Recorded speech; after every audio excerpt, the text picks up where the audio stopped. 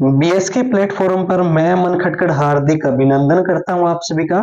आशा करता हूं आप बहुत अच्छे होगे, स्वस्थ होगे और आने वाले एग्जाम के लिए आप अच्छे तरीके से पढ़ाई कर रहे होगे। साथियों, आज हम डिस्कस करने वाले हैं 1 मार्च, 2 मार्च और 3 मार्च का हरियाणा करंट अफेयर। तो शुरू से लेकर अंत तक आप जो है जरूर जुड़े रहिएगा हमारी क्लास के अंदर। आपको इस क्लास से बहुत ही फायदा होने वाला है और रेगुलर आपको जो है ये क्लास बीएस के प्लेटफॉर्म पर प्रोवाइड करवाई जाएगी।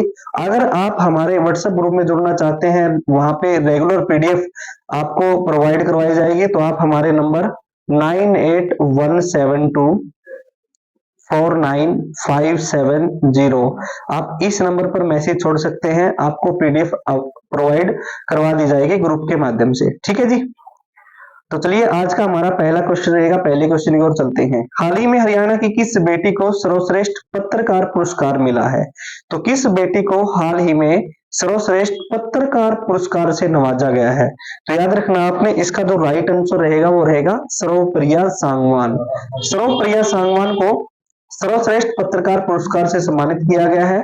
जो सर्वप्रिया सांगवान है, ये हरियाणा की किस जिले की रहने वाली है? हरियाणा के रोहतक जिले की रहने वाली है।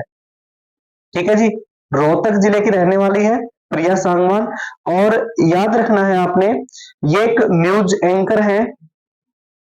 एंकर है और बीबीसी हिंदी पत्रकार भी हैं। ठीक है, न्यूज एंकर, बीबीसी पत्रकार हैं, हिंदी पत्रकार।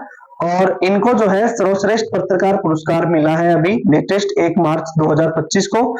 और अगर मैं बात करूं सर्वप्रिया सांगवान की, तो इनको जो है ये जो पुरस्कार दिया गया किसके द्वारा दिया गया?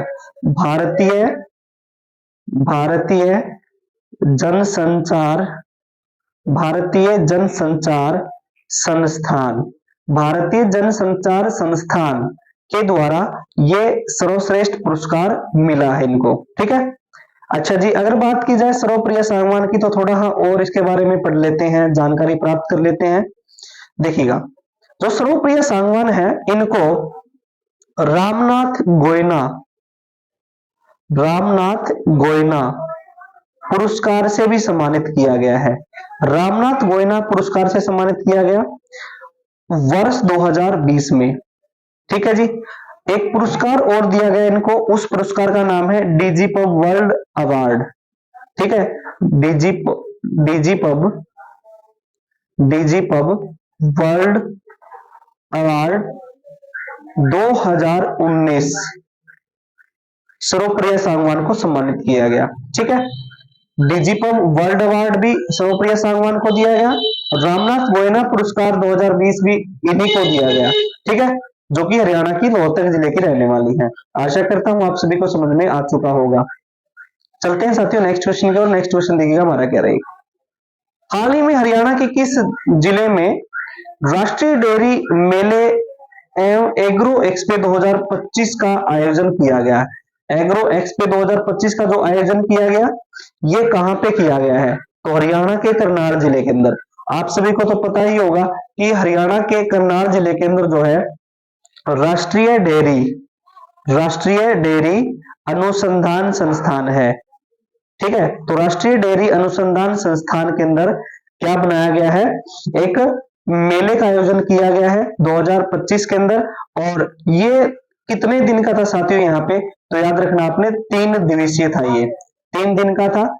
28 फरवरी को शुरू हुआ था और 2 मार्च तक ये चला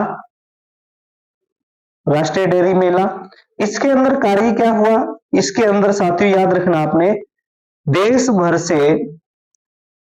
भर से पशुपालक अपने पशुओं को लेकर यहाँ पे पहुंचे और उन्होंने अपने पशुओं की यहाँ पे प्रतिभा दिखाई। जैसे फॉर एग्जांपल सुंदरता के लिए एक गाय है जींद जिले से, उस गाय का नाम है गंगा गाय। गंगा नाम की एक गाय है, गंगा नामक गाय।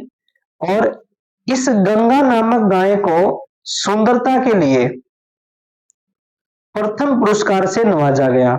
जो गंगा नामक गाय है, ये कौन सी इसकी जो है प्रजाति है? तो याद रखना आपने, गिर। गिर नाम की एक प्रजाति है, नस्ल है, और इस गंगा नामक गाय को जो है सुंदरता के लिए प्रथम पुरस्कार से नवाजा गया है राष्ट्रीय डेयरी मेले के अंदर। ठीक है, क्लियर है जी। अगर बात की जाए यहाँ पे करनाल जिले की, तो करनाल जिले के अंदर राष्ट्रीय डेयरी मेले के अंदर दूध उत्पादन के लिए अगर बात की जाए, दूध उत्पादन की बात की जाए, तो दूध उत्पादन में अंबाड़ा की एक गाय है, गाय का नाम है गोरा नामक गाय। और जो गोरा नामक गाय है ना, इसका यहाँ पे दूध मापा गया 31.500 लीटर।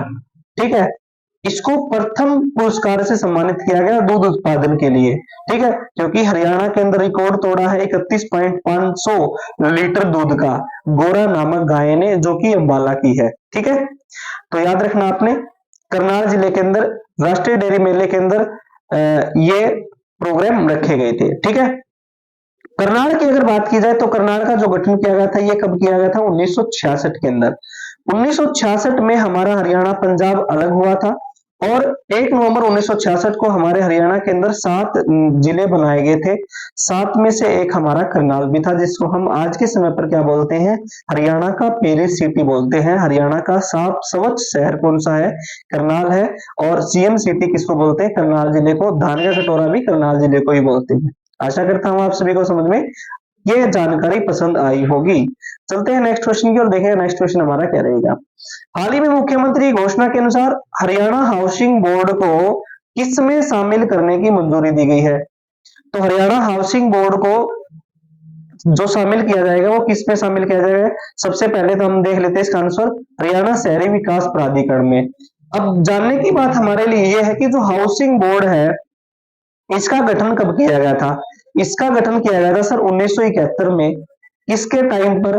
चौधरी बंसीलाल मुख्यमंत्री थे उस टाइम पर। चौधरी बंसीलाल ने हाउसिंग बोर्ड का गठन किया था।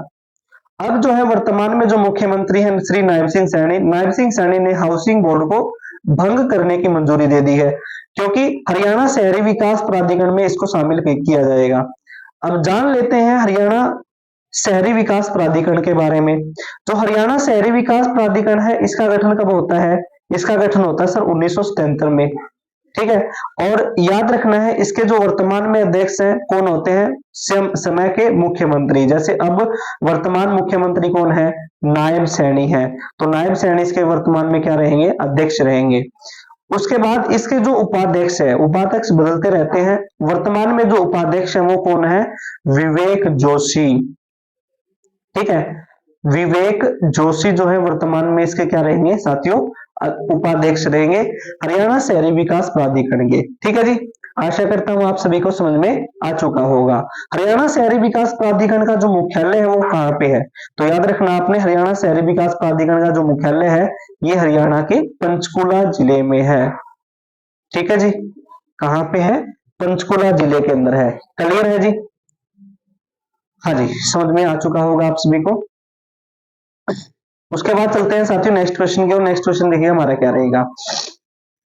हरियाणा के किस विश्वविद्यालय में राज्य की पहली सरकारी टिश्यू कल्चर लैब बनाई गई है?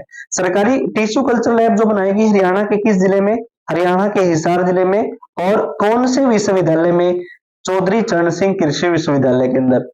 ठीक है जी, चौधरी चरण सिंह कृषि विश्वविद्यालय हरियाणा के हिसार जिले में स्थापना कब होती है? 1970 के अंदर होती है।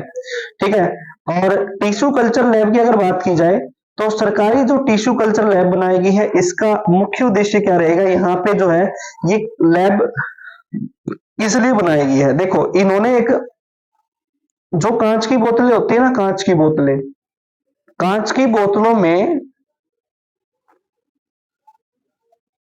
जो पौधे होते हैं वो बिना मिट्टी के उगाए जाएंगे। ठीक है, बिना मिट्टी के जो पौधे हैं उनको जो है यहाँ पे जो बिना मिट्टी के जो है पौधे उनको यहाँ पे उगाने का कार्य किया जाएगा। यानी कि कांच की बोतलों में वो है बिना मिट्टी का प्रयोग किए पौधों को उगाया जाएगा यहाँ पे चौधरी कृषि विश्वविद्यालय के अंदर, चरण सिंह कृषि विश्वविद्यालय के अंदर। ठीक है जी, उसके बाद आपने याद रखना है जो चौधरी चरण सिंह कृषि विश्वविद्यालय है ना, इसके वर्तमान में जो वाइस चांसलर है, कुलपति है, वो कौन है? तो कुलपति का नाम है sir B.R. Kamboj. B.R. Kamboj वर्तमान में क्या रहेंगे? इसके कुलपति रहेंगे साथियों, B.R. कंबोज। क्लियर है? आशा करता हूं आप सभी को समझ में आ चुका होगा। अब मैं बात करता हूं, यहाँ पे साइकिल ट्रैक बनाया गया है। कुछ पुराने क्वेश्चन है लेकिन इंपॉर्टेंट है। अगर पूछ ले जाए साइकिल ट्रैक हरियाणा के किस विश्वविद्यालय के अंदर बनाया गया, तो याद रखना आपने चौधरी चरण सिंह कृषि विश्वविद्यालय के अंदर। ठीक है, अच्छा जी, चौधरी चरण सिंह कृषि विश्वविद्यालय के अंदर जो है एक electric tractor e tractor launch किया गया चौधरी चरण सिंह कृषि विश्वविद्यालय के अंदर। ठीक है, तो चौधरी चरण सिंह कृषि विश्वविद्यालय के द्वारा जो है ई ट्रैक्टर भी लॉन्च किया गया। और साइकिल ट्रैक कहां पे बनाया गया, तो याद रखना आपने चौधरी चरण सिंह कृषि विश्वविद्यालय के अंदर बनाया गया। आशा करता हूं यह जानकारी आपको पसंद आई होगी। आज के सेशन के अंदर हम इतना ही डिस्कस करने वाले हैं। मिलते हैं नेक्स्ट सेशन के अंदर, तब तक के लिए आप जुड़े रहिएगा आपके अपने यूट्यूब चैनल बीएस के प्लेटफॉर्म पर, और सब्सक्राइब कीजिएगा। कमेंट करके जरूर बताइएगा कि आपको कंटेंट कैसा लगा। ठीक है जी, जय हिंद, वंदे मातरम, इंकलाब जिंदाबाद।